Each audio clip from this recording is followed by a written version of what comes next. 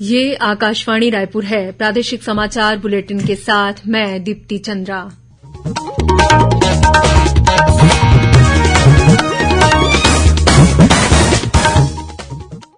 और अब पेश है आज के मुख्य समाचार।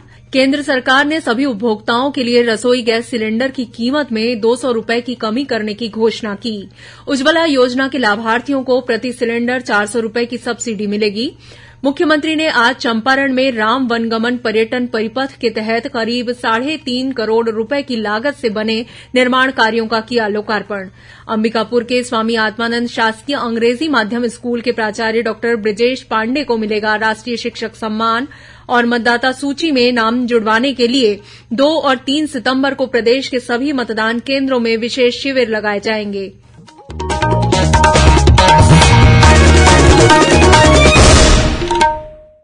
अब समाचार विस्तार से। केंद्र सरकार ने सभी उपभोक्ताओं के लिए रसोई गैस सिलेंडर की कीमत में 200 रुपये की कमी करने की घोषणा की है। यह फैसला आज नई दिल्ली में मंत्रिमंडल की बैठक में लिया गया। सूचना और प्रसारण मंत्री अनुराग ठाकुर ने कहा है कि यह कटौती उज्ज्वला योजना के लाभार्थियों को प्रति सिलेंडर 200 रुपये की सब्सिडी के अतिरिक्त है। अब उज्ज्वला योजना के तहत लाभार्थियों को प्रति सिलेंडर 400 रुपये की सब्सिडी मिलेगी। श्री ठाकुर ने बताया कि सरकार उज्ज्वला योजना के अंतर्गत 75 लाख नए मुफ्त एलपीजी कनेक्शन देगी। आज ओणम और रक्षाबंधन के इस पावन अवसर पर प्रधानमंत्री मोदी जी ने निर्णय लिया है कि 200 रुपया गैस सिलेंडर के दाम कम किए जाएंगे। सभी उपभोक्ताओं के लिए 200 रुपये दाम कम होंगे। एक बार देश की लाखों बहनों के लिए फिर प्रधानमंत्री मोदी जी ने बड़ा तोहफा दिया है कि 75 लाख बहनों के लिए उज्ज्वला गैस योजना के अंतर्गत उनको गैस कनेक्शन मिलेंगे। उनको 1 रुपया भी नहीं देना पड़ेगा। गैस कनेक्शन भी मुफ्त मिलेंगे, पहला सिलेंडर भी, पाइप भी, चूल्हा भी। रसोई गैस सिलेंडर की कीमत में कटौती किए जाने के केंद्र सरकार के फैसले का छत्तीसगढ़ सहित देश भर में स्वागत किया गया है। प्रदेश भाजपा अध्यक्ष अरुण साव ने इस फैसले के लिए केंद्र सरकार का आभार जताते हुए कहा है कि इससे देश के 33 करोड़ उपभोक्ताओं को फायदा मिलेगा। उन्होंने कहा कि इस निर्णय का सीधा लाभ छत्तीसगढ़ में 59 लाख परिवारों को मिलेगा। वहीं भाजपा महिला मोर्चा की प्रदेश अध्यक्ष शालिनी राजपूत ने भी इस फैसले के लिए प्रधानमंत्री नरेंद्र मोदी का आभार जताया है। रक्षाबंधन के पावन पर्व पर माननीय प्रधानमंत्री नरेंद्र मोदी जी द्वारा सौगात बहनों के लिए आया कि गैस सिलेंडर के दाम पे 200 रुपए की छूट दी गई है। ये हम सबके लिए बहुत ही सौभाग्य की बात है। ऐसे हमारे प्रधानमंत्री जी हैं जिन्होंने उज्ज्वला गैस प्रारंभ किया हमारी बहनों के लिए। हाँ, और उसमें भी हमें सब्सिडी 200 रुपए मिलती रही है हमेशा। मैं ऐसे प्रधानमंत्री जी जो सिर्फ महिलाओं के लिए सोचते हैं, महिला के सशक्तिकरण की ओर कार्य करते हैं, ऐसे हमारे प्रधानमंत्री जी को हम सब बहनों की ओर से आभार है, धन्यवाद। मुख्यमंत्री भूपेश बघेल ने आज रायपुर जिले के धार्मिक स्थल चंपारण मंदिर परिसर में राम वनगमन पर्यटन परिपथ के तहत विभिन्न निर्माण कार्यों का लोकार्पण किया। ये विकास कार्य 3.5 करोड़ रुपए से अधिक की लागत से कराए गए। इनमें प्रभु श्रीराम की प्रतिमा, राम वाटिका, दीप स्तंभ और प्रवेश द्वार सहित अन्य विकास कार्य शामिल हैं। इस मौके पर मुख्यमंत्री ने ट्रस्ट की ओर से की गई मांग पर बिना मुनाफे या नुकसान के ट्रस्ट द्वारा कैफेटेरिया संचालित करने की घोषणा की। मुख्यमंत्री भूपेश बघेल कल 1,29,000 से अधिक युवाओं को बेरोजगारी भत्ते के तहत 34 करोड़ 55 लाख रुपए से ज्यादा की राशि का अंतरण करेंगे। इसके साथ ही वे आईटीआई में प्रशिक्षण अधिकारी पद के लिए चयनित 84 अधिकारियों को नियुक्ति पत्र भी प्रदान करेंगे। दक्षिण पूर्व मध्य रेलवे के रायपुर मंडल के बिल्हा रेलवे स्टेशन पर रायपुर से कोरबा के बीच चलने वाली हसदेव एक्सप्रेस को फिर से ठहराव देने की सुविधा शुरू की गई है। बिलासपुर सांसद अरुण साव और बिल्हा विधायक धर्मलाल कौशिक ने आज बिल्हा रेलवे स्टेशन में इस सुविधा का शुभारंभ किया। इस मौके पर श्री साव ने कहा कि रेलवे द्वारा अधोसंरचना, यात्री सुविधा, सुरक्षा और संरक्षा विकास के कार्य व्यापक स्तर पर किया जा रहा है।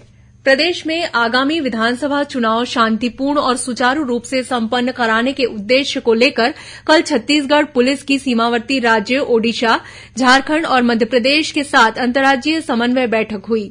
बैठक में माओवाद विरोधी अभियान और कानून व्यवस्था को लेकर आपसी समन्वय तथा रणनीति तैयार करने पर विचार विमर्श किया गया। बैठक में छत्तीसगढ़ सहित सीमावर्ती राज्यों के वरिष्ठ पुलिस अधिकारियों के साथ केंद्रीय एजेंसियों और केंद्रीय सशस्त्र पुलिस बलों के अधिकारी शामिल हुए।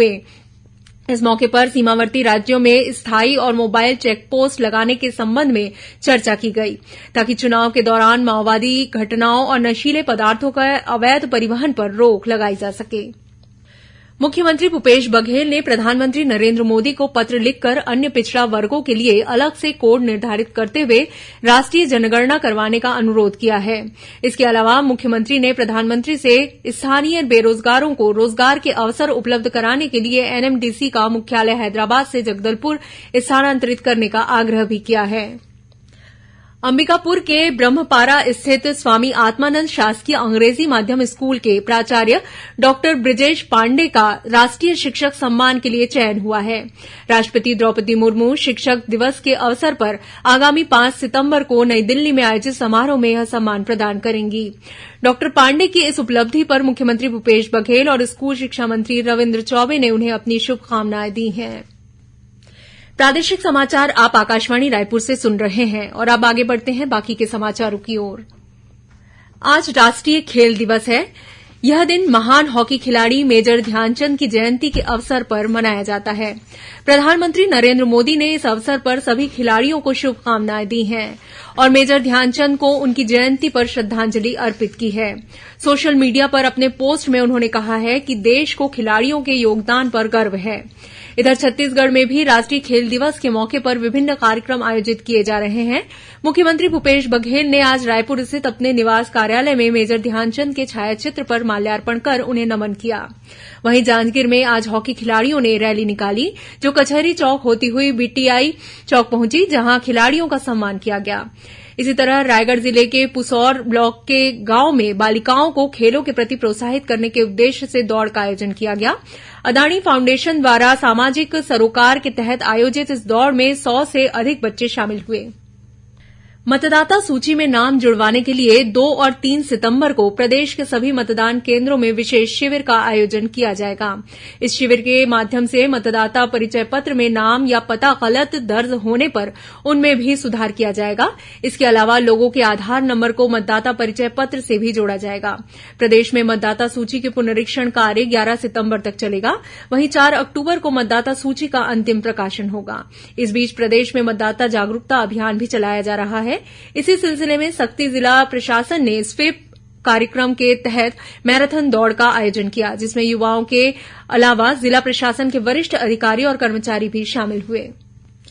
भाई बहन के पवित्र स्नेह और प्रेम का प्रतीक रक्षाबंधन कल मनाया जाएगा। रक्षाबंधन के त्यौहार को लेकर राजधानी रायपुर सहित प्रदेश के सभी जिलों के बाजारों में काफी रौनक देखी जा रही है। इस बार भी स्व सहायता समूह की महिलाओं द्वारा बनाई गई तरह तरह की राखियां लोगों के आकर्षण का केंद्र बनी हुई हैं। इन राखियों की बिक्री से इन समूहों को अच्छी आमदनी हो रही है। राज्यपाल विश्वभूषण हरिचंदन, मुख्यमंत्री भूपेश बघेल और विधानसभा अध्यक्ष डॉक्टर चरणदास महंत ने रक्षाबंधन के अवसर पर प्रदेशवासियों को बधाई और शुभकामनाएं दी हैं। निःशुल्क और अनिवार्य बाल शिक्षा अधिकार अधिनियम आरटीई के तहत स्कूलों में प्रवेश के लिए तीसरे चरण की लॉटरी 31 अगस्त और 1 सितंबर को निकाली जाएगी। इसके बाद स्कूलों में दाखिले की प्रक्रिया 2 सितंबर से शुरू होकर 5 सितंबर तक चलेगी। गौरतलब है कि 2 चरणों में लॉटरी की प्रक्रिया पूरी होने के बाद भी निजी स्कूलों में सीटें खाली रह गई हैं। ऐसी सीटों को भरने के लिए नए आवेदन न लेते हुए शेष बचे आवेदनों पर तीसरे चरण की लॉटरी कराई जाएगी। हरियाणा के पंचकुला में आयोजित 26वीं अखिल भारतीय वन खेलकूद प्रतियोगिता में छत्तीसगढ़ 12वीं बार ओवरऑल चैंपियन बना है। छत्तीसगढ़ ने कुल 129 मेडल जीतकर अपने निकटतम प्रतिद्वंदी कर्नाटक को पराजित कर अपना प्रथम स्थान कायम रखा। वन मंत्री मोहम्मद अकबर ने इस उपलब्धि के लिए विजेता खिलाड़ियों को सम्मानित किया और उन्हें शुभकामनाएं दी। पशुओं को सड़क पर आने से रोकने के लिए इन दिनों प्रदेश में विशेष अभियान चलाया जा रहा है। कोंडागांव जिले में भी इस अभियान को सफलतापूर्वक संचालित करने के लिए 7 टीमें गठित की गई हैं। 3 सितंबर तक चलने वाले इस अभियान के तहत राष्ट्रीय और राज्य राजमार्गों पर घुमंतू पशुओं के गले में रेडियम बेल्ट बांधा जा रहा है। और अब कुछ खबरें संक्षेप में। केंद्रीय सड़क परिवहन और राजमार्ग मंत्री नितिन गडकरी ने आज विश्व के पहले BS6 stage 2 electric flex fuel वाहन का शुभारंभ किया। आज ओणम है। केरल सहित देश भर में यह पर्व मनाया जा रहा है।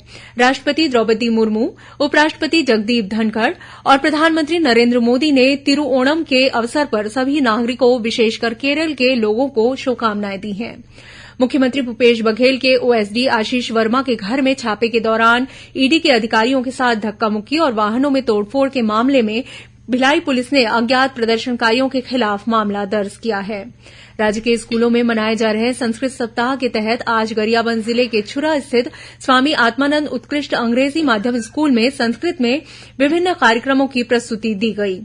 रक्षाबंधन के उपलक्ष्य में आज कोंडागांव में विशेष शिविर लगाकर महिलाओं और बालिकाओं के आयुष्मान कार्ड बनाए गए और रायपुर पुलिस प्रशासन के हेलो जिंदगी कार्यक्रम के तहत सामाजिक संस्था नवसृजन मंच और महंत कॉलेज के विद्यार्थियों ने नशा नहीं करने का संकल्प लिया। अंत में मुख्य समाचार एक बार फिर। केंद्र सरकार ने सभी उपभोक्ताओं के लिए रसोई गैस सिलेंडर की कीमत में 200 रुपये की कमी करने की घोषणा की। उज्ज्वला योजना के लाभार्थियों को प्रति सिलेंडर 400 रुपये की सब्सिडी मिलेगी। मुख्यमंत्री ने आज चंपारण में राम वनगमन पर्यटन परिपथ के तहत करीब 3.5 करोड़ रुपये की लागत से बने निर्माण कार्यों का लोकार्पण किया। अंबिकापुर के स्वामी आत्मानंद शासकीय अंग्रेजी माध्यम स्कूल के प्राचार्य डॉक्टर ब्रिजेश पांडे को मिलेगा राष्ट्रीय शिक्षक सम्मान और मतदाता सूची में नाम जुड़वाने के लिए 2 और 3 सितंबर को प्रदेश के सभी मतदान केंद्रों में विशेष शिविर लगाए जाएंगे। इसी के साथ प्रादेशिक समाचार बुलेटिन समाप्त हुआ। नमस्कार।